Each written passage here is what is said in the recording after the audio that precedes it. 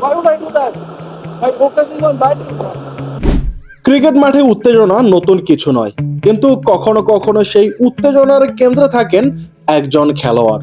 এবার বিতর্কে জড়িয়ে পড়লেন ভারতীয় অলরাউন্ডার রবীন্দ্র জাদেজা। প্রশ্ন একটাই, তিনি কি ইচ্ছাকৃতভাবে পিচ নষ্ট করতে চেয়েছিলেন?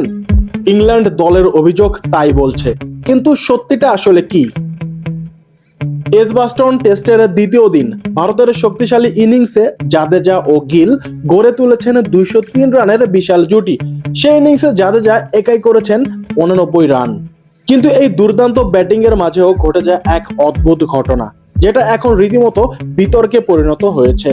ইংল্যান্ডের পেসার ক্রিস ওকস আম্পায়ারের কাছে অভিযোগ জানান, জাদেজা বারবার পিচের ডেঞ্জার জোনে পা রাখছেন।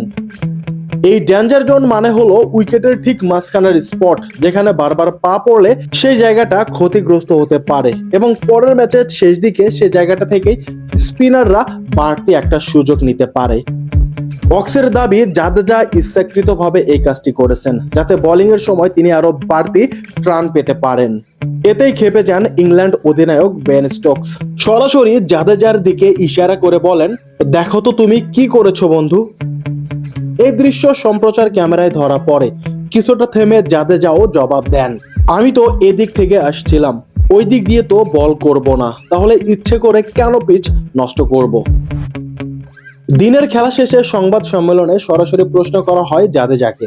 তিনি পরিষ্কারভাবে বলেন, স্টোকস মনে করছিল আমি উইকেট খারাপ করছি, কিন্তু আসলে ওরাই তো পেসার দিয়ে সেটা আরো খারাপ করছিল। আমার দরকারই ছিল না পিচ নষ্ট করার। ও বারবার আম্পায়ারকে বলছিল আমি উইকেটের ওপর দৌড়াচ্ছি। হ্যাঁ, হয়তো দুই একবার এমন হয়েছে, কিন্তু সেটা ইচ্ছাকৃত ছিল না। প্রশ্নটা এখান থেকেই উঠেছে, এই অভিযোগ কি বাস্তবসম্মত, নাকি এটা শুধু মানসিক চাপ তৈরি করার কৌশল? ক্রিকেট ইতিহাসে এমন ঘটনা নতুন নয়। প্রতিপক্ষকে বিভ্রান্ত করতে মানসিক চাপ প্রয়োগ করাটাই তো টেস্ট ক্রিকেটের আসল সৌন্দর্য। তবে জাদেজা এই মুহূর্তে কেবল ব্যাট হাতে নয়, বল হাতেও ভারতীয় দলের বড় ভরসা। তিনি জানেন পিচ নিজেই যত সময় যাবে ততই তার স্পিন বোলিং এর সহায়ক হবে। সুতরাং যুক্তি বলছে জাদেজার পিচ নষ্ট করার কোনো প্রয়োজনই নেই। যাই হোক, বিতর্ক এখনো শেষ হয়নি। সমর্থকদের দুই দলে বিভক্ত করে দিয়েছে এই ঘটনা। একদল বলছে এটা শুধুই কৌশল, অন্যদিকে কেউ কেউ ভাবছে এটা জাদেজার চালাকি। ভারতীয় দলের অন্যতম অলরাউন্ডার জাদেজা কি ইচ্ছাকৃতভাবেই পিচ নষ্ট করছিলেন, নাকি এটা শুধুই ভুল বোঝাবুঝি? আপনারা কি ভাবছেন? অবশ্যই আপনাদের মতামত কমেন্ট বক্সে জানিয়ে দেবেন।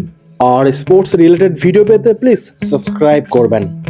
ক্রিকেটে বিতর্ক থাকবেই, আর সেই বিতর্ককে ঘিরে তৈরি হবে নতুন সম্ভাবনা।